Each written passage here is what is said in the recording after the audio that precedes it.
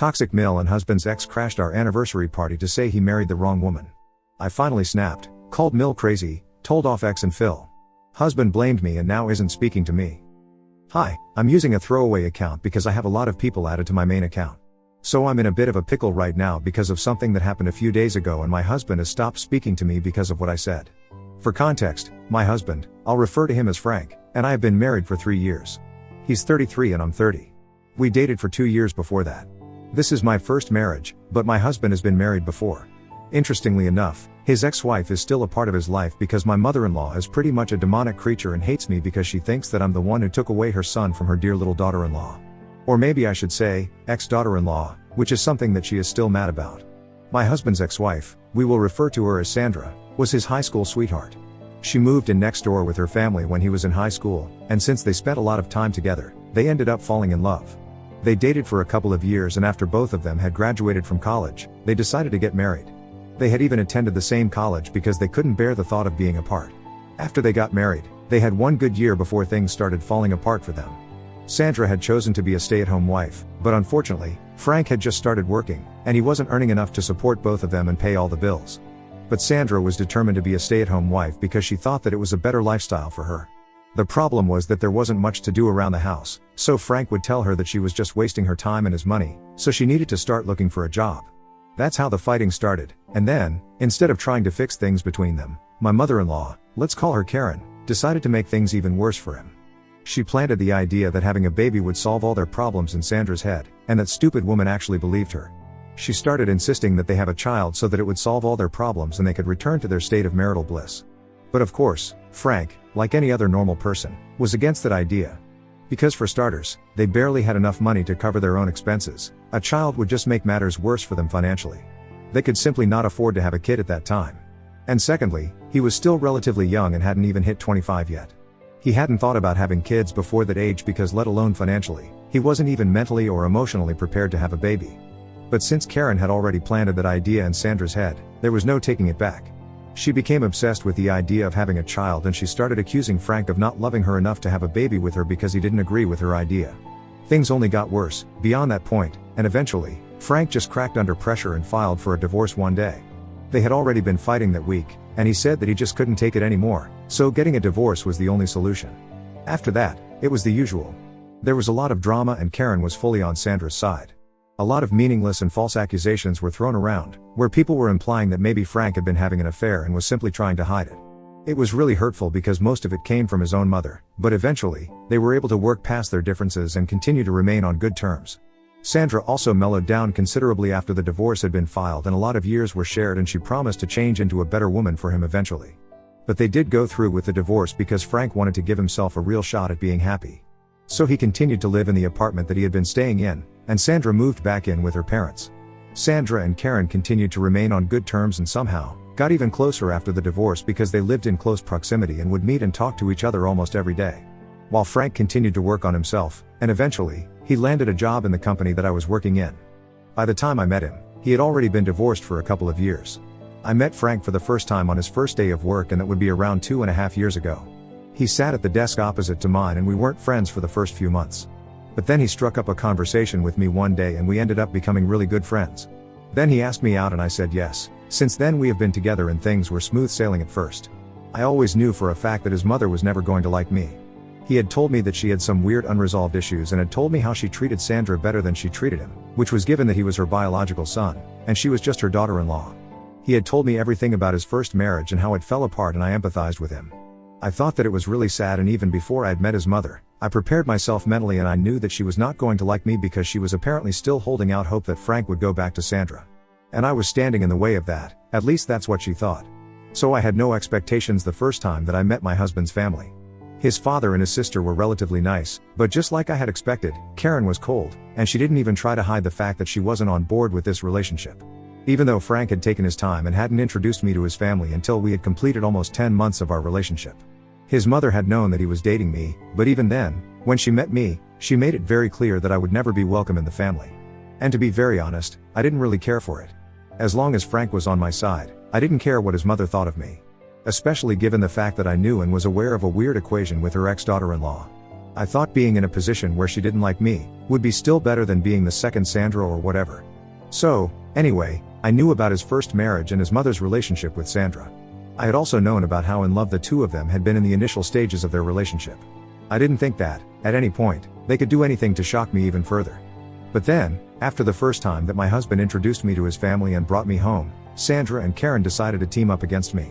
So after that, every family event that I would attend as Frank's girlfriend, Karen would make sure to invite Sandra because she was part of the family. I knew that they were just trying to get into my head and were waiting to see how long I waited before I cracked and threw a fit about Sandra being present at the family parties and gatherings, but little did they know that I had already prepared myself for this and I wasn't going to let it bother me. As long as they were not actively getting in my way, I didn't care. I knew that they were trying to play mind games with me, but I wanted to know that I wasn't the kind of woman that they could just intimidate and get rid of.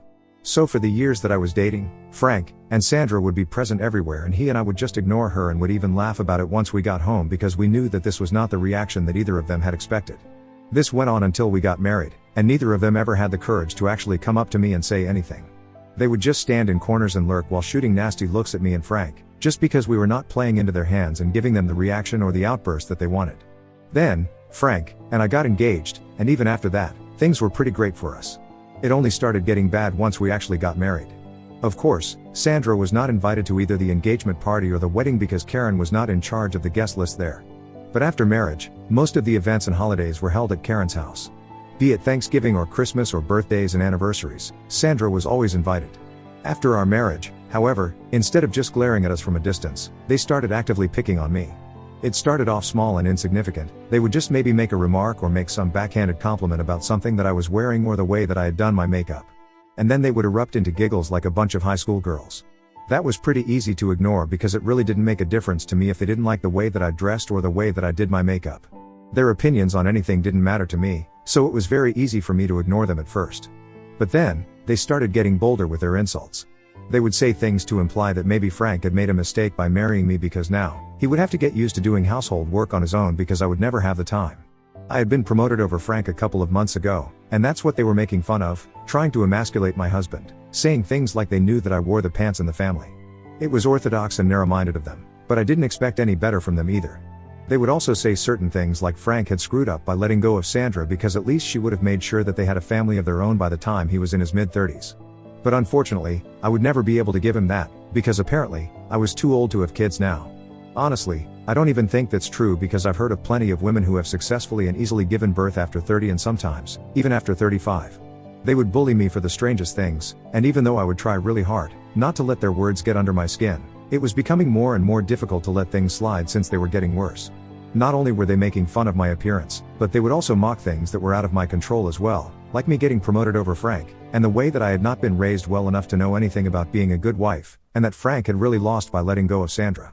They would say all this right to my face and Frank never said anything about it. Earlier, when Karen would invite Sandra to all the family events, it would never bother me because they would never actually say anything, and I knew that whatever games they were trying to play with us, we were winning it. So before we got married, it had never bothered me, and for a couple of months, even post-marriage, it didn't get under my skin, the way it used to after that. But after one point, it was just too much to take, and I had reached a saturation point with all of this. So last year, towards the end of the year after we had our Christmas dinner at Karen's house, I decided to have a talk with Frank regarding his mother's behavior.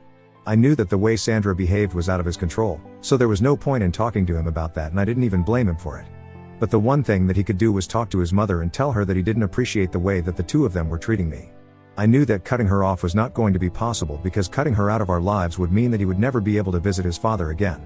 And his dad was a nice man, but due to unfortunate circumstances, he was wheelchair bound and he needed Karen to take care of him full time.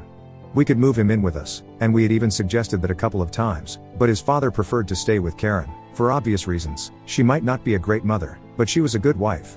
So cutting Karen off was not even on the table. The only thing that I could expect Frank to do was promise me that he would talk to her and tell her to lay off me. Last Christmas, Karen and Sandra had given me an especially hard time and had been pretty much at their worst. They had made a lot of comments about our marriage, which was apparently doomed to failure according to them, and had been making several distasteful jokes about how I had better hold on to Frank if I didn't want him to go back to Sandra. It had made everybody at the table uncomfortable and had annoyed me to no end. So that day, I decided that I was finally going to talk to Frank and tell him to put an end to this. I could have said something for myself, but all my life, I have been told that I have a tendency to take things too far, and even as a child, sometimes I would say hurtful things during fights and stuff. So I didn't want to say anything that would ruin Frank's relationship with his mother, because then, that would also ruin his relationship with his father, and I didn't want to be held responsible for that. And that is why, so far, I had kept my cool and not dignified any of their jibes at me with a response. But after that day, I had had enough, and somebody needed to put an end to this. I had expected Frank to stand up for me and say something, but when he hadn't done it on his own, I thought that I could just nudge him in the right direction, and he would tell his mother to lay off. But when I sat him down to talk to him about this, he didn't even try to entertain the discussion and said that he was not interested in getting caught up in family drama. To be completely fair, I didn't think this was just family drama or even drama at all. Because this was actually getting on my nerves now and they were insulting me, so as my husband, he should have at least tried to intervene and I shouldn't have even had to talk to him about this. But he brought up a bunch of things and said that he had believed that I was an independent woman, and I was capable of fighting my own battles, which is why he had nothing to say. He told me that if I wanted somebody to defend me, then I would just have to do it myself. I thought that was really condescending, and I remember telling him that day that I didn't have a problem with defending myself and standing up to them, but then, it could quite possibly ruin his relationship with his mother and then he would never get to see his dad again. So he said that I could just choose not to attend these family gatherings, but even that was not an option because I didn't want to come off as a coward. And when I said that, the next time Sandra and Karen picked on me and made unwelcome remarks about me, I would just hit back at them. But as an afterthought, Frank told me not to do that, probably because he didn't like the sound of me taking things too far and he was scared that he wouldn't be allowed to see his dad again if I offended his mother at an extreme level. However, he also stuck to the fact that this was just a family drama and he didn't want to get involved in this. But I had been putting up with Karen and Sandra's behavior for months and had stayed quiet for so long, that I was not willing to do it anymore. After a lot of arguing and shouting, we came to the conclusion that I could just sit out the next couple of family gatherings. He would cover for me and make some excuses like maybe I was too busy to show up. Of course, that would only fuel their hatred against me and give them something more to talk about, but that was a risk that I was willing to take. So after the discussion, we decided on a common conclusion that worked for both of us and we went through with it. For the past couple of months, I have not attended a single family event and it's been pretty great. Frank and I never really had any problems as such apart from the equation with his mother, and since I was not attending any events or gatherings, we had pretty much forgotten about all of it. But then recently, came back home a couple of weeks ago and he told me that his parents were celebrating their 35th marriage anniversary and they had specifically asked for me to be present because if I didn't show up at such an important event then it would reflect poorly on the family. Apparently, Karen was even ready to speak to me in person if that's what it took to make me attend. I was a little surprised that they wanted me there, but I decided to go anyway because I thought that if they were trying to make things right with me then I would be willing to give them a chance. And the fact that Karen had specifically requested for me to attend seemed like a nice gesture because I'm the kind of person who likes to see the good in everybody and it didn't set off any alarms for me. So I told Frank that I would attend the party with him, and when Frank confirmed it, Karen even reached out to me personally via text and thanked me for agreeing to attend. I thought that it was really sweet, and I believed that things were finally going to change for the better now. Of course they didn't. I was a fool to ever even think that. A few days ago, I attended the anniversary party with Frank, and a lot of people had been invited. All of Frank's family was there and even some of his friends were present. Quite unsurprisingly, even Sandra was present. Karen and Sandra were exceptionally nice to me and welcomed me to the party quite happily. For a while, everything was going well and Frank and I were socializing. We were there for about an hour and at one point, I think Frank and I were speaking to one of his aunts. Out of nowhere, Karen and Sandra came around and joined the conversation, and I didn't have a problem with it. But then, for no reason, Karen started talking about how she wished that everybody could have a story like she and her husband did. She mentioned that the two of them were childhood sweethearts and grew up as neighbors. They got married as soon as they were old enough legally, and even though this was only the 35th marriage anniversary, in her head, she had been married to her husband for way longer. I thought that was a great story, until she started talking about how she had wished the same thing for her son as well, and had almost thought that it would happen when he married Sandra. I was really taken aback by that statement because I absolutely did not see that coming. One minute she was talking about her own life and her story with her husband, and out of nowhere, she hit us with that. I realized in that moment, that all of this had been an act and her real intention had been to humiliate me. Because when she had started narrating the story of how she and her husband had met, everybody had left the conversation and was paying attention to it, because everyone else, just like me, had assumed that this was going to be a sweet little anecdote on their wedding anniversary.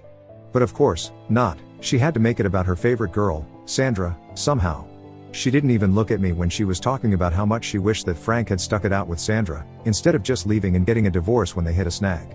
Sandra took up the opportunity to say that she was still willing to work things out with him. She knew that I was just a rebound and he was actually still in love with her. He looked just as blindsided as I felt and I just couldn't take it anymore. So I started screaming at them and told them to back off because they were literally insane and there was no way that I was going to take this. I called them all a bunch of spineless cowards and said that I was done putting up with their frankly psychotic behavior. I called my mother-in-law crazy and said that she needed to get herself checked because it was very obvious that she had deep-seated mental issues and she needed to be committed to an institution, because, in my opinion, she was beyond help, and if she really loved Sandra so much, she should have just adopted her. As for Sandra, I told her that she was literally the most pathetic and vile creature I had ever had the misfortune of coming across in my life. And I guess I should have just left it at that, but I also just had to say something to my father-in-law. I told him that I respected him and I really appreciated the fact that he didn't treat me the way his wife did, but he should think about the kind of person he has been married to, because even though she takes care of him, she's pretty much a monster otherwise. And then I stormed out of the party without Frank. I was so annoyed that I didn't even want to look back and check if he was following. I honestly didn't care if he was coming with me or not, because at that moment, I only cared about myself, and getting the heck out of there. Shockingly enough, he didn't come back home with me, and I had to take a cab by myself. He only came back about half an hour after I was home. And when I confronted him about what the heck he was up to for so long, he snapped at me and told me that he was cleaning up the mess that I had made. He told me that he had to apologize, not only to his parents but to all the guests that were present there because of my outburst. He said that I had taken things way too far and that I owed everybody a huge apology as well. He told me that the way that I had behaved at the party was simply unacceptable and the things that I had said were straight up insane. Apparently, he believed that I should have saved it for another day instead of ruining their anniversary party and having a breakdown in front of so many guests. So we got into a massive fight because I thought that it was really unfair of him to pin the blame on me when this whole mess would have been avoided if he just had the courage to confront his mother and tell her to shut up. Instead, he had allowed Karen and Sandra to hang on me and bully me for the past 3 years. And all that was just because he didn't want to get involved in family drama, even if my honor was at stake. I thought that it was ridiculous of him and, quite frankly, very selfish. So I told him that he was being a horrible husband right now, and that's how the fight escalated. We haven't been speaking to each other for the past couple of days and it's been awful. I don't feel like I need to apologize, but I do feel bad about this whole situation. Because apart from the weird situation with his parents, Frank and I have always gotten along really well and I do love him. And I know for a fact that he loves me as well, but he just has a hard time speaking up against his family because of his father. I really want to fix this, but I don't think that I need to apologize for the things that I said. Yes, I might have taken it way too far, but I think that this was long overdue. The way that Karen and Sandra had been trying to mentally harass me for the past few years just got to me and I couldn't control my emotions anymore. And I don't see anything wrong with it because I think I was way more patient than most other people would have been in my place. Nonetheless, I want to make sure that I'm in the right here. So Ida, for insulting my mother-in-law, my father-in-law, and my husband's ex-wife in front of his entire family at her anniversary party? Update 1. Okay, so I know a lot of you might not be happy about this, but I don't care, I just wanted to make my marriage work. So instead of bottling my feelings up, I decided to talk to Frank, because I didn't want to break up. I didn't apologize to him, but last evening, after we came back home from work, I said that I wanted to talk to him. And to my surprise, he didn't even reply to it before he walked over to me and gave me a hug that lasted for almost 5 minutes. He told me that he had missed me, and before I even had the opportunity to say anything, he said that he was sorry for the way that he behaved. He said that he had been an idiot and that he was just embarrassed that day, which is why he had reacted like a fool, instead of comforting me and trying to show me that he was on my side. He told me that, after our fight, he had been sleeping on the couch and he had called Karen one night and told her off. He told me that he had decided to cut ties with his family, including his father, because on the day that I had my outburst at their house, his father had taken Karen's side. So he told me that he was done with all of them, and this is it, it's just us now. I'm actually really happy and relieved because I thought that I would have to have a difficult discussion with him, but he made it so much easier for me to deal with everything. I'm truly grateful. Grateful that I have such a good man as my husband, but nevertheless, we're still going to go for marriage counseling because we don't want to bottle things up and have them come out in unhealthy ways like this anymore. So thank you for all the advice and everything. I'm thankful for all of it, and I'm even more grateful that my husband and I are going to fix this. Update 2. Hi, so I just thought that I would let you guys know that marriage counseling has been going well. It's been a couple of months and we have had absolutely no contact with his family. It was a little rough for him in the beginning, but he had to come to terms with the fact that they were all toxic. And every day, we're getting better. Update 3. It's been a long time, but I'm back with great news, and Frank and I are really happy to inform everyone that I'm pregnant. It's been a few weeks and it still feels surreal. We haven't announced it to anybody yet, and we are trying to keep it under wraps because I know for a fact that Frank's family will be hounding us to re-establish contact once again if we announce this. And we want some time away from the drama before the inevitable confrontation. But right now, it's just me, Frank, and the baby, and I have never been happier in my entire life. I'm glad that I chose to work things out. It might not be the best way for everyone else, but for me, it really worked. Karen and Sandra really screwed themselves out of this one because Frank is pretty much the best person I have ever met, and I really can't imagine spending my life with anyone else.